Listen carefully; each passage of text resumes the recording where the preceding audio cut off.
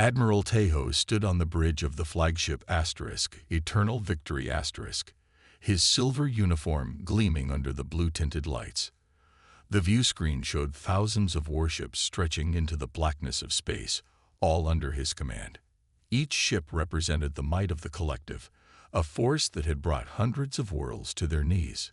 "The Orion armed scouts have returned, Admiral," reported Commander Gi, sliding a data tablet across the smooth obsidian command table.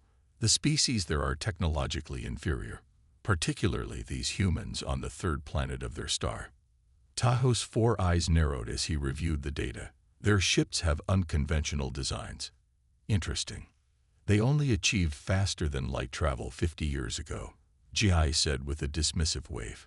"Our quantum shift drives are centuries beyond their capability." 300 star systems have fallen before us," Taho murmured. "These humans will be no different." He handed the tablet back to Gi and walked to the large viewport. The stars stretched before him like jewels waiting to be claimed. Taho had spent his entire life in service to the collective's expansion. He had started as a simple tactical officer and risen through the ranks by proving himself in battle after battle. Now he commanded the largest armada ever assembled. "Prepare the fleet for quantum jump," he ordered. "I want all ships ready in 6 hours." Jay bowed slightly. "Yes, Admiral." "Will you address the fleet commanders before departure?" Taho nodded. "Arrange it." In the war room. As Ji left to carry out his orders, Taho continued to stare at the stars. The collective had begun as a small alliance of 3 species from neighboring systems. Over centuries, they had grown, adding new worlds to their empire, sometimes through diplomacy, but more often through force. Their technology had advanced with each conquest, taking the best from each civilization they absorbed. The war room filled quickly with the fleet's top commanders. Some attended in person, their varied forms representing the dozens of species that now made up the collective's officer corps. Others appeared as holograms, their ships too far away to allow physical presence. Taho entered last, the room falling silent as he walked to the central podium.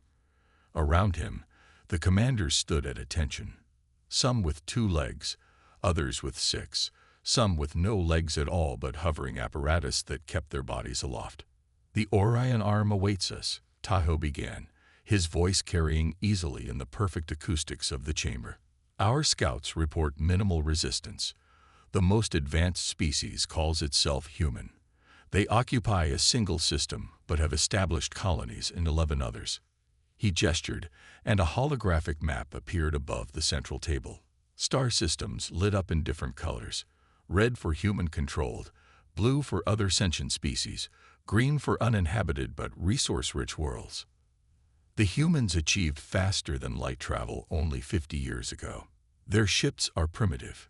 Fusion drives, basic energy weapons, rudimentary shields. Nothing that can stand against our quantum technology. Commander Domye, a veteran of 30 campaigns, raised a hand. "With respect, Admiral, why target this region now? The Centauri expansion is almost complete and offers richer resources." "A fair question," Taho acknowledged. 2 reasons. First, our long-range sensors have detected unusual energy signatures from these humans' research facilities. They may be on the verge of technological breakthroughs we should appropriate. Second, the Orion arm sits at a strategic junction. Once secured, it will allow us to launch campaigns in 3 new directions simultaneously. Donghe nodded, satisfied with the explanation. "Our strategy will follow the standard 3-wave approach," Taho continued. "Wave 1 will neutralize their military capabilities. Wave 2 will secure their resource centers. Wave 3 will establish governance and begin assimilation." Holograms shifted, showing the planned movements of ships across the star map. It was a dance the collective had perfected over centuries, efficient, ruthless, and nearly always successful. "I will lead the first wave personally," Taho announced, causing a slight murmur among the officers. It was unusual for the fleet admiral to join the initial assault. "These humans have shown adaptability that interests me. I wish to observe their response firsthand." Commander Ge stepped forward. The Intelligence Division has prepared detailed files on human psychology and social structures. They are highly emotional beings, prone to both irrational fear and surprising courage. They form strong attachments to their home planet. A weakness we can exploit, commented one of the holographic commanders. Perhaps, said Tahoe. But remember, attachment can breed fierce resistance as well as fear. We will offer the standard terms of surrender, but I expect they will refuse. Humans value something they call freedom above most other concerns. Tactical Officer Mincio, one of the youngest officers present, spoke up. Admiral, our simulations show their most advanced warships could last approximately 3 minutes against our destroyers. Their entire fleet would fall within 2 hours. Tahoe nodded. Yes, but battle is not just about technology. It is about will, determination, the unexpected. Never underestimate an enemy fighting for survival. The meeting continued for another hour, with detailed assignments distributed to each commander. When it ended, most filed out quickly, eager to prepare their ships for the coming campaign. Commander Ge stayed behind, her four-fingered hand tapping thoughtfully on the edge of the holodeble. You have concerns, Commander? Tahoe asked when they were alone. Not concerns, exactly, she replied. Observations. You seem different about this campaign. Tahoe smiled slightly. 300 systems, Jai. 300 victories. Perhaps I seek something new. A challenge? She asked. I'm not sure these humans can provide one, he said, but their file contains contradictions that intrigue me. They fight constantly among themselves, yet unite against outside threats. They develop weapons of mass destruction, then create elaborate rules about when not to use them. They can be both incredibly cruel and surprisingly compassionate. Jihai considered this. The Assimilation Bureau will have difficulty with them. Yes, Tahoe agreed. If their planet weren't sitting on one of the richest deposits of quantum-sensitive minerals we've ever detected, we might have left them alone for another century. On the main bridge, preparations continued through the night cycle. Ships moved into formation, weapons were checked and rechecked, and quantum jump calculations were verified by multiple systems. Tahoe returned to his private quarters briefly. Unlike many military leaders, he kept few personal possessions, only a small stone from his homeworld, and a display case containing badges from each of his commands. He touched the stone briefly, a ritual before each campaign. When he returned to the bridge, the fleet was ready. 10,000 ships, arranged in perfect formation, awaited his command. Admiral, Jai reported, all ships report ready for quantum jump. Very good, Tahoe replied. He took his place at the command station. Signal the fleet. Jump coordinates locked. Destination: Sol system. Approach vector Gamma 6. The order transmitted across the Armada. Engines hummed as they built power for the synchronized jump. Quantum jump in 5, 4, 3, 2, 1. Space folded around the massive fleet, the stars blurring into streaks of light. The collective's greatest armada vanished from their home space, bound for a small blue planet whose inhabitants had no idea what was coming for them. In the darkness between stars, destiny waited. Captain Minju of the human warship Asterisk, Defiant Asterisk, stared at the tactical display with growing concern. The alien fleet had appeared seemingly from nowhere, destroying the outer colony defenses with terrifying efficiency. Command confirms the aliens have refused all communication attempts, said Lieutenant Hyeri from the communication station. They're calling themselves the Collective. Minju nodded grimly. How many ships do we have? Just us, Captain, Hyeri replied. The Asterisk Defiant Asterisk is the only vessel with the new shield technology.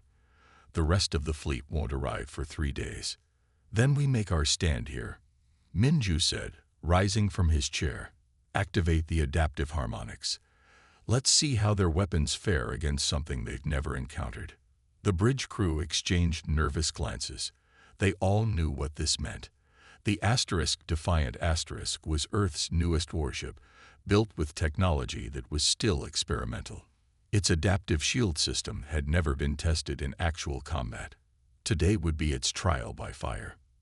Outside the viewports, space itself seemed to bend as thousands of alien vessels appeared. Their ships were silver and sleek, with strange patterns of light pulsing along their hulls. The colony defense stations, once thought to be nearly impregnable, were now just floating debris. Incoming transmission, Hayuri announced, her fingers moving quickly across her console. It's being broadcast on all frequencies. Put it through, Minju ordered, straightening his uniform jacket. The main screen flickered, then revealed a humanoid figure with silvery skin and 4 eyes arranged in a diamond pattern. It wore what appeared to be a military uniform. "I am Admiral Tahoe of the Galactic Armada," the alien announced in perfect English. "Your colonies have been neutralized. Your defenses are inadequate. Surrender your world and join the collective or face extinction." Minju stepped forward. "This is Captain Minju of the Earth Defense Force. We don't respond well to threats, Admiral. We request peaceful dialogue." The alien's upper eyes narrowed. "Your request is noted and rejected. You have 1 hour to transmit your surrender. After that, we will proceed to your homeworld." The screen went dark. "Well, that was direct," muttered Weapons Officer Chuno from his station. Minju turned to face his crew. They were the best Earth had to offer, 12 men and women chosen specifically for this mission. The Defiant had been rushed into service when long-range sensors first detected the approaching alien fleet 3 weeks ago. "Tactical assessment," Minju ordered. The ship's AI responded immediately, its calm voice filling the bridge. "Enemy fleet consists of approximately 10,000 vessels of varying sizes. Their weapons appear to be energy-based, operating on principles similar to our phase cannons, but significantly more advanced." "And our chances?" asked Navigator Yunji. "Against their entire fleet, approximately 0%, the AI replied matter-of-factly. Minju smiled slightly. "Let's improve those odds. Shuno, what's the status of our weapons?" "Phase cannons charged and ready.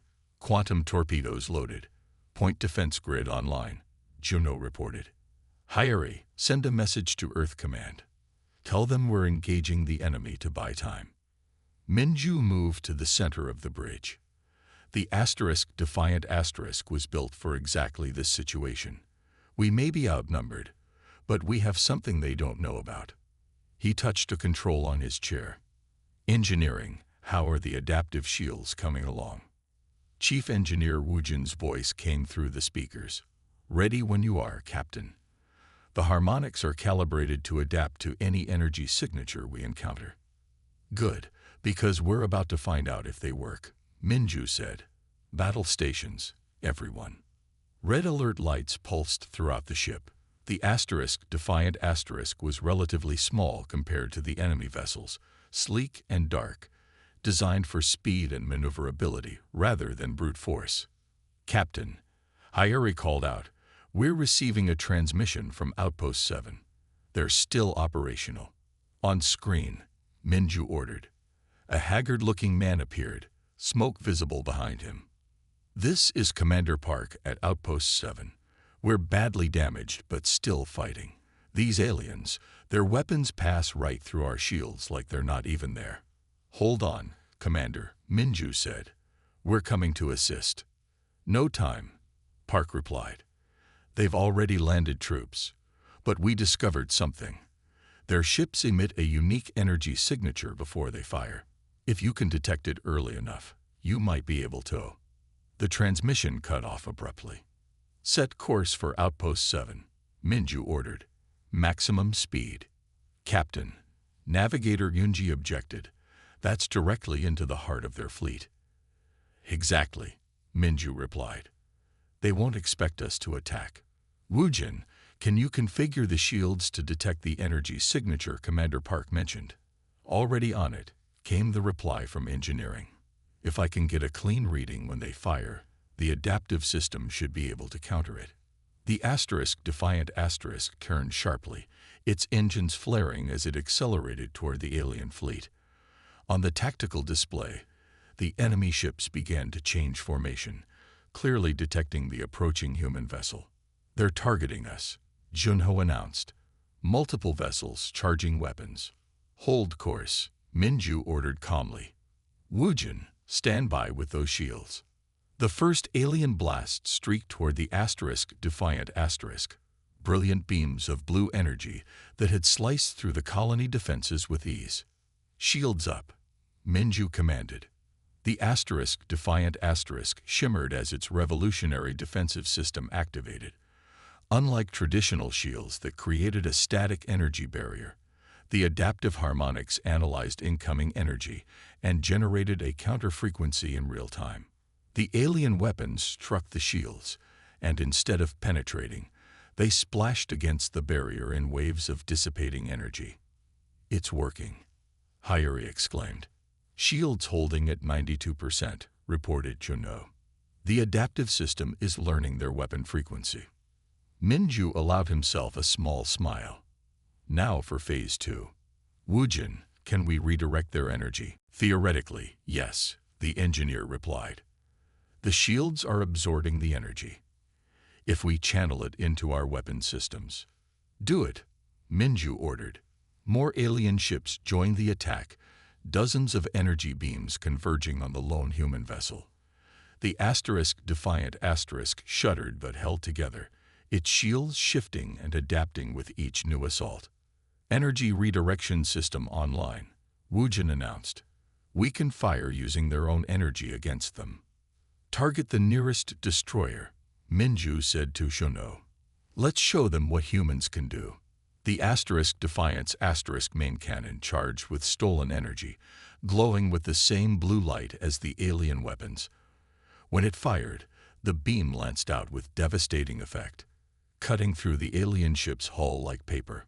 On the bridge of the Eternal Victory Admiral Tejo watched in disbelief as one of his destroyers split apart, secondary explosions rippling along its length. "Impossible," Commander Jihai whispered beside him. "Their technology shouldn't be capable of this." "Yet here we are," Tejo replied. "All ships, concentrate fire on that vessel.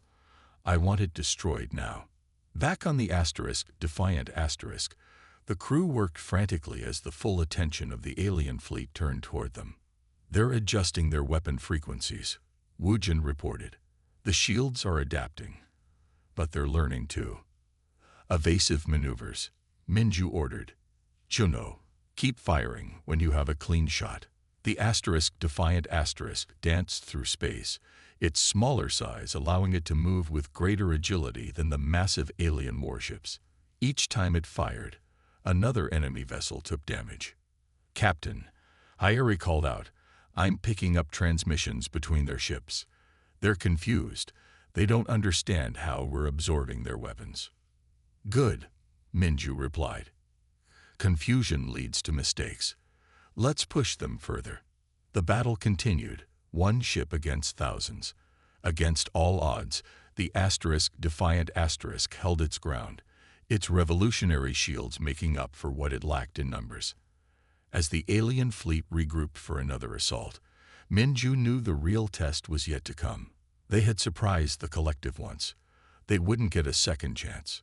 But for now, humanity had shown it would not fall easily. The Defiant lived up to its name, standing against the unstoppable Armada. And for the first time in centuries, the collective faced an enemy they couldn't immediately crush. The first volley from the collective fleet streaked toward the lone human ship, energy beams that had shattered countless alien defenses in previous conquests. Admiral Tejo watched with satisfaction, expecting the tiny vessel to disintegrate instantly. Instead, the beams struck the Defiance shields and seemed to ripple across its surface, absorbed and redirected. A moment later, the human ship fired back, using the collective's own energy against them. "Impossible," Jai exclaimed as the Eternal Victory shuddered from a direct hit. Tahoe gripped the command table. All ships, concentrate fire. Aboard the Defiant Captain Minju's crew worked frantically. Shields at 60%, reported engineer Juan. The harmonics are working, but we can't absorb this much energy indefinitely. We don't need to win, Minju reminded them. We just need to survive long enough for the fleet to arrive. The bridge of the Defiant trembled as more energy beams struck the ship. Warning lights flashed across control panels. The adaptive shield technology was revolutionary, but it had never been designed to withstand an assault of this magnitude. Adjusting harmonic frequencies, Juan called out, her fingers dancing across her console. Their weapons are changing patterns with each volley. Navigator Sunho looked up from his station. Captain, they're surrounding us. Formations closing in from all vectors. Minju studied the tactical display. The collective ships moved with perfect coordination, thousands of vessels shifting positions to trap the single human warship. It was like watching a school of predatory fish encircle their prey. They're adaptive too, Minju observed. They're learning our evasion patterns. On the bridge of the Eternal Victory Admiral Tahoe had recovered from his initial shock. In 3 centuries of conquest, no enemy had ever returned the collective's fire using their own energy. This changed everything. Analysis, he demanded from the science officer. The human vessel appears to be using some form of frequency matching shield, replied Science Officer Doyun. It absorbs our energy weapons, then redirects the power back at us. Adjust all weapons to random frequency patterns, Tahoe ordered. Don't give them a consistent energy signature to lock onto. Commander Ji studied the battle data. Admiral, even with their shield technology, they cannot withstand concentrated fire from the entire fleet. Then why do they stand and fight? Tahoe wondered aloud. One ship against thousands. Perhaps they're trying to delay us, Ji suggested. Tahoe's 4 eyes widened slightly, scanned for additional human vessels approaching the system. The Defiant shuddered violently as 3 energy beams struck simultaneously. On the bridge, a power conduit burst, showering sparks across the deck. Lieutenant Hayuri moved quickly to extinguish the small fires that erupted from a secondary console. Shields at 42% and falling, Juan reported. They're varying their weapon frequencies faster than our system can adapt. Damage to decks 4 through 7, announced Security Chief Yuri. Emergency bulkheads engage. Minju remained calm despite the chaos around him. Sunho, set course 270 Mark IV. Full impulse. Juno, target their lead destroyer with whatever energy we've managed to collect. The Defiant lurched forward, its engines straining as it attempted to break through the encircling alien ships. Weapons Officer Juno fired a concentrated beam of redirected energy at the closest destroyer. The beam pierced the alien vessel's hull, causing a series of cascading explosions. Direct hit, Juno called out. 1 down, 9,999 to go, Sunho muttered. Minju allowed himself a small smile despite the dire situation. Every journey begins with a single step. In the engineering section, Juan worked frantically to maintain the shield harmonics. The system was never designed for extended combat against so many opponents. Circuit boards smoked and cooling systems struggled to dissipate the enormous heat generated by the shields. Engineering to bridge, she called. Captain, I'm rerouting power from non-essential systems, but the shield generators are overheating. We have maybe 15 minutes before total failure. Understood, Minju replied. Do what you can. On the tactical display, he watched as the collective fleet adjusted formation again. They were learning, adapting their tactics with each passing minute. The Defiant had surprised them, but the advantage of surprise never lasted long in battle. Admiral Tahoe studied the human ship's movements with growing respect. They fight well for a primitive species. Our long-range scanners have detected energy signatures consistent with faster-than-light travel approaching this system, reported Sensor Officer Minnie. Estimated arrival time: 72 standard hours. Reinforcements, Tahoe concluded. The human ship is indeed buying time. Shall we withdraw and regroup? Jai asked. Tahoe's expression hardened. No, the collective does not retreat. We will destroy this vessel and be ready for their fleet when it arrives. He turned to his weapons officer. Direct all forward batteries on the human ship. Continuous fire, rotating frequencies. The assault intensified. Hundreds of energy beams converged on the Defiant from all directions. Despite Juwan's best efforts, the shields began to fail in sections, energy bleeding through to score direct hits on the hull. Hull breach on Deck 6. Yuri shouted. Emergency teams responding. Shields at 28%, Juwan reported, her voice strained. Captain, we can't take much more of this. Minju studied the tactical display, his mind racing. They needed to change the rules of engagement. Fighting the entire fleet head-on was suicide. Sunho, set course for the 4th planet in the system, he ordered suddenly. Maximum speed. The navigator looked confused but complied. Course laid in, sir. The mining colony? Hayuri asked. It was evacuated when the collective was detected. Exactly, Minju replied. And what were they mining there? Understanding dawned on Hayuri's face. Cryonite crystals. Minju nodded. Highly unstable when disrupted by energy weapons, the Defiant sped toward the distant planet, a small reddish dot on the view screen. The collective fleet gave chase, continuing to fire as they pursued. They're following as expected, Junho reported. Juwan, I need the shields to hold for just a few more minutes, Minju called to engineering. I'm giving you everything I can, Captain, she replied. But the system is dangerously overheated. As they approached the mining planet, Minju ordered Junho to target the largest cryonite deposit on the surface. Fire our last quantum torpedo. The weapon streaked from the Defiant toward the planet's surface. When it struck, there was a moment of silence. Then a massive explosion bloomed across the planet. The cryonite reacted as predicted, releasing a shockwave of energy that expanded outward at tremendous speed. Brace for impact, Minju ordered. The shockwave struck the pursuing collective ships first, overwhelming their shields and disabling hundreds of vessels in an instant. When it reached the Defiant, the human ship's adaptive shields, already programmed to handle energy fluctuations, managed to absorb enough of the blast to prevent total destruction. Still, the impact was devastating. The Defiant tumbled through space, systems failing and hull creaking under the strain.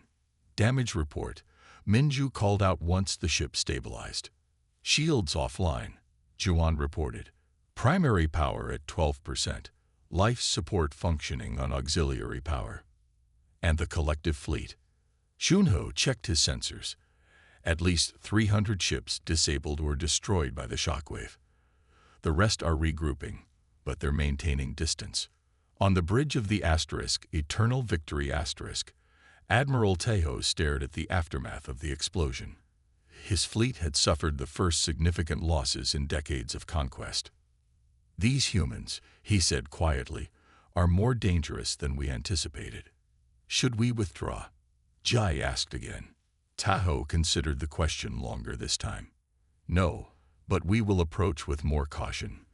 This single ship has cost us too much already. We will not underestimate them again. As both sides regrouped, the battle entered a new phase. The Defiant had proven that humans could fight back against the supposedly invincible collective. Now they just needed to survive long enough for reinforcements to arrive. Captain Minju looked around at his exhausted crew. Well done, everyone. We've bought ourselves some time. Now let's make it count. The unexpected defense had worked, but the real fight was just beginning. 3 hours into the battle, the Defiant was still fighting. Its innovative maneuvers had confounded the collective's tactical computers, which had never encountered human battle strategies. Admiral, Jihai said quietly. We've lost 37 ships to this single vessel. Tahoe's rage was palpable. Deploy the entire first wave. I want that ship destroyed. Aboard the Defiant Asterisk, Captain Minju nodded to Juan. It's time. The gravity manipulator isn't tested, sir, the engineer warned. We're out of options, Minju replied. Activate it. The device engaged, creating a localized gravity well that pulled dozens of collective ships into each other. Metal twisted and hulls ruptured as the warships collided. The bridge of the Defiant Asterisk was barely recognizable now. Emergency lighting cast red shadows across the smoke-filled room. 3 crew members were in the medical bay with serious injuries. The others worked at damage stations, their faces streaked with sweat and soot. Juwan's hands trembled slightly as she activated the ship's most secret weapon. The gravity manipulator was Earth's newest technology, developed after studying a crashed alien scout ship 20 years ago. Scientists had only recently managed to understand the principles behind it, and the device on the Defiant Asterisk was the first working prototype. Manipulator powering up, Juwan reported. Energy levels rising. On the main view screen, the space between the Defiant Asterisk and the approaching collective ships began to distort visibly. Stars seemed to bend and stretch as the fabric of space-time warped under the influence of the device. Gravitational field stable, Juwan said. 30% power and increasing. The effect was almost immediate. The nearest collective ships began to drift off course, pulled by invisible forces they couldn't counter. Their engines flared as they tried to correct their trajectories, but the artificial gravity well was too strong. It's working, Navigator Sunho whispered in awe. On the bridge of the Eternal Victory Asterisk, alarms blared as sensors detected the spacetime anomaly. What is happening? Tahoe demanded, watching as his perfect formation collapsed into chaos. Science Officer Doyoon worked frantically at his station. They've created an artificial gravity well, Admiral. Our ships are being pulled toward it, and toward each other. Impossible, Tahoe said. That technology is beyond their capabilities. Evidently not, Commander Jihai replied, her tone carefully neutral. They watched in horror as 43 collective ships, unable to escape the gravity field, collided with each other. The destruction was catastrophic. Hulls crumpled, engines exploded, and thousands of crew members perished in an instant. Order all ships to maximum reverse thrust, Tahoe commanded. Get them away from that anomaly. But it was too late for many vessels. The gravity well continued to expand, growing stronger as the Defiant Asterisk channeled more power into the manipulator. Inside the human ship, warning lights flashed across Juwan's console. Captain, the power draw is exceeding safe levels. Core temperature rising beyond tolerance. When the chaos subsided, the battlefield had transformed. The collective flagship listed badly, its once gleaming hull now scorched and torn. Hundreds of alien ships drifted powerless, damaged beyond repair by their own weapon. On the bridge of the Defiant Asterisk, emergency systems slowly came back online. The crew pulled themselves from the floor, checking for injuries and assessing the damage. Status report, Minju called out, wiping blood from a cut on his forehead. Life support at minimal levels, Juwan reported. Engines offline. Weapons offline. The gravity manipulator is completely burned out. And the collective fleet. Shunho checked his sensors. Their flagship is severely damaged. At least 300 ships destroyed, maybe more. The rest appear to be retreating to regroup. For the first time in hours, Minju allowed himself to breathe. They had survived the impossible, one ship against thousands. Send a message to Earth Command, he ordered. Tell them we've bought them the time they needed. The collective is wounded.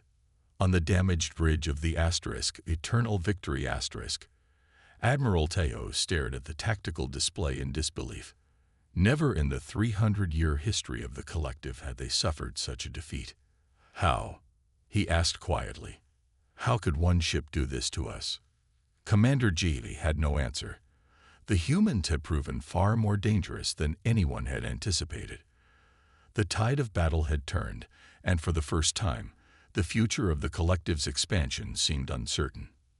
As both damaged vessels drifted in the aftermath of battle, the universe itself seemed to hold its breath. Something fundamental had changed today. The unstoppable had been stopped. The invincible had been wounded, and humanity had announced its presence to the galaxy. You could have destroyed us all, Admiral Tahoe acknowledged, standing in the Defiance conference room. Why didn't you? Captain Minju looked the alien commander in the eyes. Humans don't seek conquest. We seek understanding. The peace treaty was signed within the week. Commander Jihai was appointed as ambassador to Earth, tasked with learning more about these unexpected humans. They reversed engineered our quantum technology from debris they found. She reported to Tahoe before departing. In 50 years, they accomplished what took us centuries. Tahoe gazed out at the stars. Tell the collective, the age of conquest is over. The humans have changed everything. 3 days after the battle, the human reinforcement fleet arrived to find an unexpected scene. The Defiant, though badly damaged, had survived. And more surprisingly, the mighty collective armada was holding position at a respectful distance. Communications officer Hayuri had been working day and night to establish a reliable channel with the alien fleet. Finally, a message came through. Captain, she called to Minju, who was reviewing repair reports in his office. Admiral Tahoe is requesting to speak with you. He's proposing a meeting. Minju paused, setting down his tablet. On their ship? No, Hayuri replied with surprise in her voice. He's offering to come here, to the Defiant, alone. This was unprecedented. For the admiral of the collective to board a foreign vessel was unheard of in their 3 centuries of expansion. Accept the offer, Minju decided after a moment. Have Security Chief Yuri prepare a meeting room and security protocols. The conference room on Deck 2 was the only formal meeting space on the Defiant, still intact after the battle. The crew worked quickly to make it presentable, clearing debris and repairing lighting systems. When Admiral Tahoe's shuttle docked with the human ship, the tension was palpable. Security officers lined the corridors, weapons ready but not raised. This was either the beginning of peace or a very elaborate trap. The alien admiral stepped through the airlock alone. As promised. In person, he was taller than humans, with silvery skin that seemed to shimmer under the lights. His 4 eyes took in everything at once, missing no detail of the human vessel. Captain Minju waited at the end of the corridor. Admiral Tahoe. Welcome aboard the Defiant. The alien nodded, a gesture he had clearly learned for this meeting. Captain Minju, your ship is smaller than I expected for something that caused so much damage to my fleet. Size isn't everything, Minju replied with a small smile. Please, follow me. In the conference room, they sat across from each other at a simple table. No aides, no translators, just 2 commanders who had tried their best to destroy each other only days before. I've studied your species since our battle, Tahoe began. You are young. Your civilization has only had space travel for a few centuries. Yet you developed weapons and defenses that countered our best technology. Necessity drives innovation, Minju replied. When we detected your fleet approaching, we knew we needed something special to survive. Tahoe's upper eyes narrowed slightly. The gravity manipulator. That technology is beyond what your species should be capable of. Minju considered his next words carefully. Truth would be important here. 20 years ago, one of your scout ships crashed on our moon. There were no survivors, but we studied the wreckage. It took us 2 decades to understand even the basic principles. And you built a working weapon from studying debris. Tahoe sounded skeptical. We had motivation, Minju said simply. Your fleet was coming. The alien was silent for a moment, processing this information. In our history of conquest, No species has ever adapted so quickly or fought so effectively. You destroyed or disabled over 500 of our ships. And you could still overwhelm us with your remaining forces, Minju pointed out. This meeting suggests you're considering a different approach. Yes. Tahoe placed his four-fingered hands on the table. During the battle, you had a clear opportunity to destroy our flagship completely. Your gravity weapon was affecting our planet killer. You could have pushed harder, created a catastrophic overload that would have destroyed not just my ship but hundreds more in the resulting explosion. That's true. Yet you stopped. Why? This was the central question, the reason for this unprecedented meeting between enemies. Humans don't seek conquest. We seek understanding, Minju said. Destroying your entire fleet wouldn't bring back our lost colonies.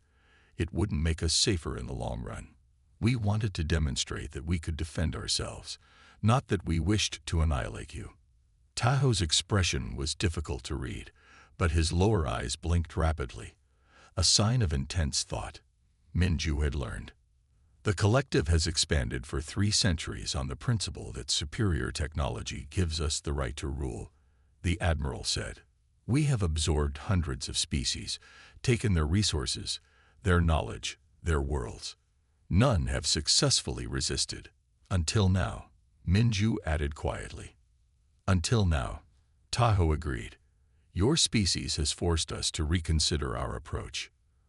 The door to the conference room slid open, and Commander Gi entered. She had been waiting in the shuttle at Tahoe's instruction. Admiral, she said, bowing slightly, I've completed the analysis you requested. Share it with Captain Minju, Tahoe directed. Geely placed a small device on the table. It projected a hologram showing Earth and its colonies, alongside detailed information about human development and technology.